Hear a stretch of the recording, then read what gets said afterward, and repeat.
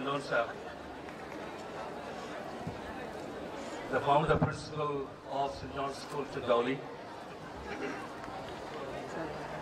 Father Prakash, the principal, Vice Principal Father Shailendra, the sisters and the teachers of the faculty, Reverend Fathers and Sisters present here for this annual school day program, dear parents, media persons, friends, and each and every child of St. John's School.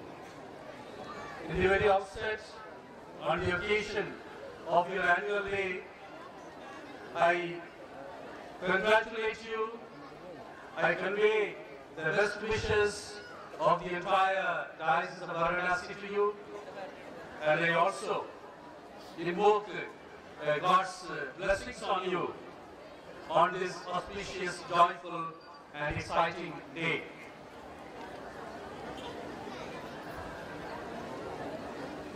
आप सबों ने यहाँ इस मंच पर देखा, इस विद्यालय के बच्चे एक करके एक इस मंच पर कई रंगारंग कार्यक्रम प्रस्तुत किए, कई मूल्यों पर आधारित संदेश युक्त कार्यक्रमों को इस मंच पर लाए और हम सब आनंदित हुए, हम सब हर्षित हुए, हम सब इसका भरपूर आनंद लिए हैं पिछले 2 घंटे से लगभग। हमने इसलिए इसका आनंद उठाया, हर कार्यक्रम हर तरफ से, हर दृष्टिकोण से कानों में मधुर संगीत की तरह और आंखों में सुंदर एकदम दृश्य की तरह आता जा रहा था। जो संगीत, जो ध्वनि इस मंच पर बज रहा था, मेरे ख्याल से सब लोग उसका आनंद लिए हैं और जो दृश्य हमारे सामने एक चलचित्र की तरह आता जाता रहा, उससे भी हम सब आनंदित हुए हैं।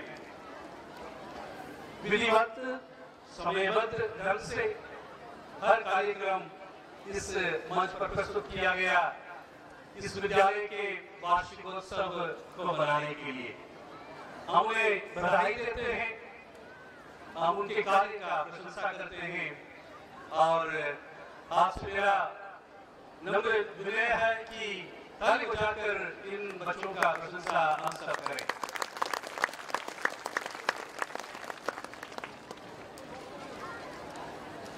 किसी भी कार्य को साबित करने के लिए मात्र क्षमता या प्रतिभा से कोई कर नहीं सकता। बच्चों में क्षमता होना चाहिए, प्रतिभाएं होनी चाहिए, बल्कि साथ साथ उस प्रतिभाओं को समायोजित करने के लिए भी एक डायनामिक्स चाहिए, एक दृष्टिकोण चाहिए और एक कैपेसिटी चाहिए।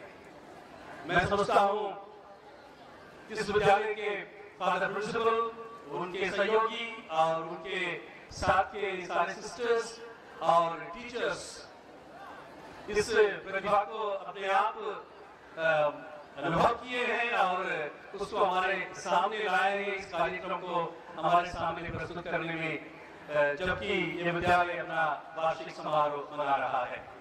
हम बधाई देते हैं प्रिंसिपल, इस administrative team and the entire faculty को। आपने बहुत सुंदर ढंग से इन बच्चों के सारी क्षमताओं को एकत्रित किया, केंद्रित किया और एक स्वादिष्ट, एक दृश्य के लिए पसंद लायक दृश्यों को और कार्यक्रम को हमारे सामने इस मंच पर प्रस्तुत किया और अभिभावकों को आपने ये आश्वासन दिया कि आपके बच्चे इस विद्यालय में एक उचित शिक्षा प्राप्त करने में लगे हैं। अभिभावकों को आपने ये आश्वासन अवश्य दिया कि आपके विद्यालय में आपके बच्चे एक उचित, उत्तम शिक्षा प्राप्त कर रहे हैं और उस प्रक्रिया में लगे हैं।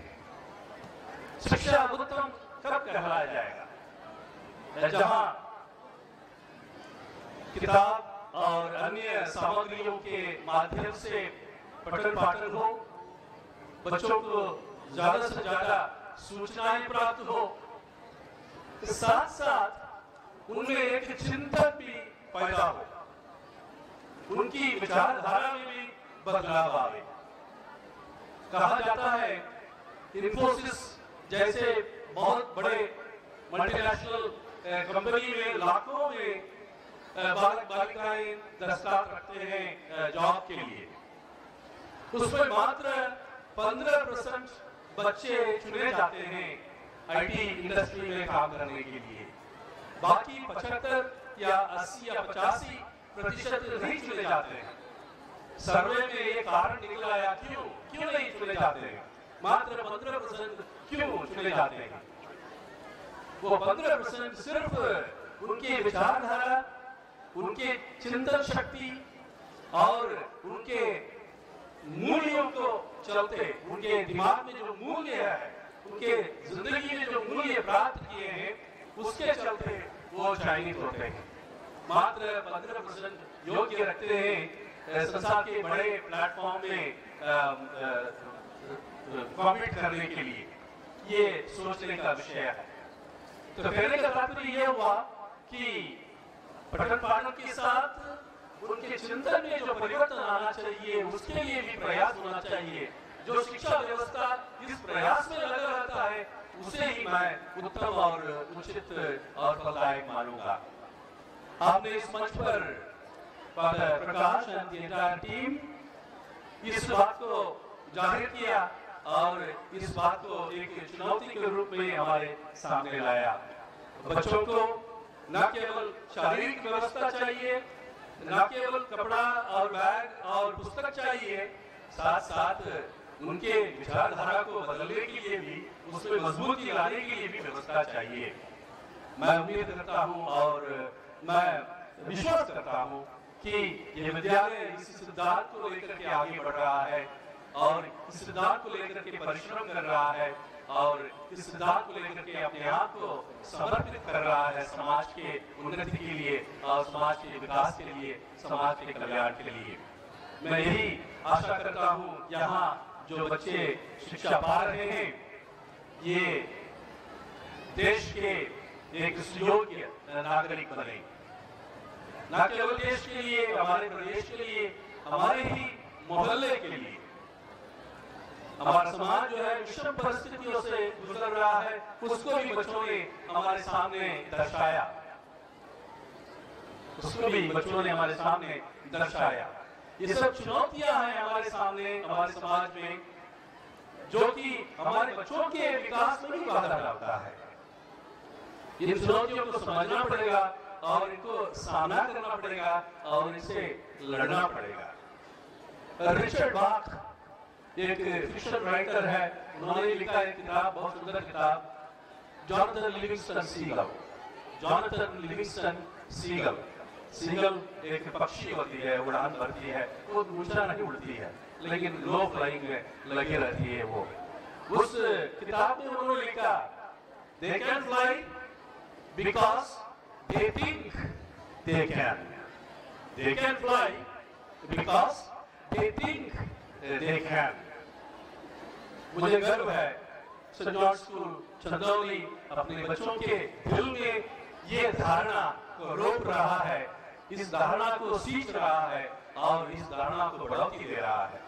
हमें इन्हें बधाई देना चाहिए, इस कार्य का प्रशंसा करना चाहिए और इस कार्य में हमें इनका साथ देना चाहिए। हमारा समर्थन प्रकट करते हुए फिर से एक बार ताली बजाकर सारे विद्यालय परिवार को हम कंग्रेचुलेशंस, बधाई देते हैं और ईश्वर से मांगते हैं, ईश्वर से प्रार्थना करते हैं कि इस विद्यालय पर ईश्वर का निराली, ईश्वर की आशीष और ईश्वर का पवित्र आत्मा का पथ प्रदर्शन सदा सदैव लगे रहे। प्रिंसिपल, उनके सहयोगी, सारे सिस्टर्स, सारे टीचर्स यहाँ पर ईश्वर की प्रज्ञा और ईश्वर की जो शक्ति जो मिलती है उससे प्रेरित होकर इस सेवा में लगे रहे। चंदौली जैसे जो क्षेत्र छिड़ा माना जाता है।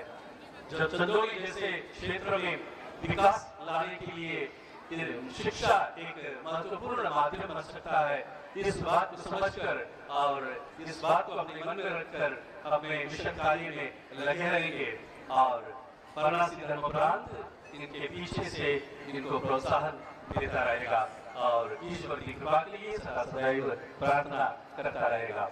Once again, congratulations to entire school family. Keep it up. God bless you.